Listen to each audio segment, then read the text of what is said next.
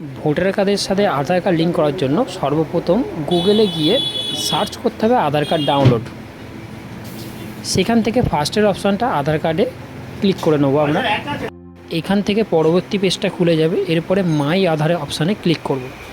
এখানে গিয়ে ডাউনলোড আধার অপশান যেটা দেখতে পাওয়া যাচ্ছে, ডাউনলোড আধারে গিয়ে আমরা ক্লিক করে দেবো। কিছুক্ষণ সময় দেবো পেজটা খোলার জন্য। এরপর ওপরে মাই আধারে ক্লিক করে দেবো, করে লগ ইন অপশানে ক্লিক করব। পেজটি ওপেন হওয়ার পরে প্রথমে নিজের আধার নাম্বারটা বসিয়ে দেবো আর নিচে ক্যাপচারটা দেখে ক্যাপচারটা ফিল করে দেবো। বর্তমানে আধার আপডেটের জন্য কোনো রকম টাকা লাগছে না, কিন্তু 14/6/2027 সালের পর থেকে কিছু টাকা চার্জ করতে পারে, এটা এই সাইডে দেখাচ্ছে। তো সম্পূর্ণভাবে তথ্য আর ক্যাপচার দেওয়ার পর লগ ইন অপশানে ক্লিক করলে আপনার আধার কার্ডের সাথে লিঙ্ক করা মোবাইল নাম্বারে একটি ওটিপি যাবে। সেই ওটিপিটা আপনার মোবাইল দেখে এখানে বসিয়ে দেবেন। ওটিপিটা দেওয়ার পরে কিছুক্ষণ সময় দিলে দেখবেন পরবর্তী পেজটা খুলে গেছে। এই পেজে ওপরেই দেখতে পাবেন your Aadhaar card need document update বলে অপশান দেখাচ্ছে। যদি এই অপশানটি দেখায় তবে আপনি আধার কার্ড আপডেট করবেন, না হলে করার দরকার নেই। এখানে ডেটটা দেখতে পাচ্ছেন 14/6/2027 সাল। তো এবার আমরা ডকুমেন্ট আপডেট অপশানটায় ক্লিক করে দেবো।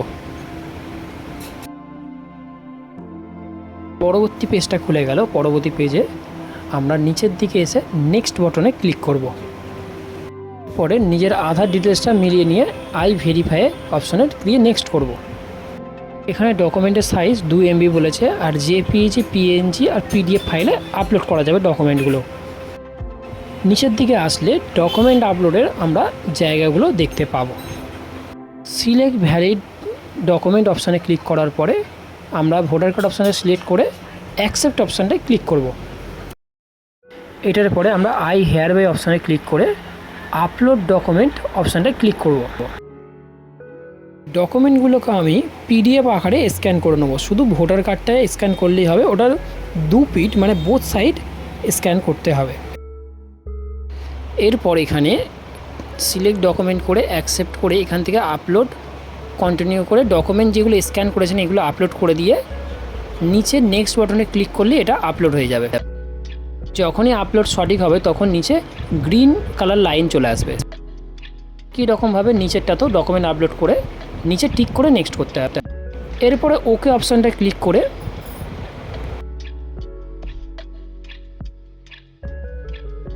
এরপরে এখানে দেখাচ্ছে যেটা বলছিলাম সার্ভিসটা এখনও পর্যন্ত ফ্রি আছে, এটা সাবমিট করে দেওয়া যাবে। সাবমিট করার পরেই ডকুমেন্ট আপলোড আপনার সাকসেসফুল হয়ে যাবে। এরপরে ডাউনলোড অ্যাকনোলেজমেন্টে ক্লিক করে আপনি অ্যাকনোলেজমেন্টটা ডাউনলোড করতে পারবেন।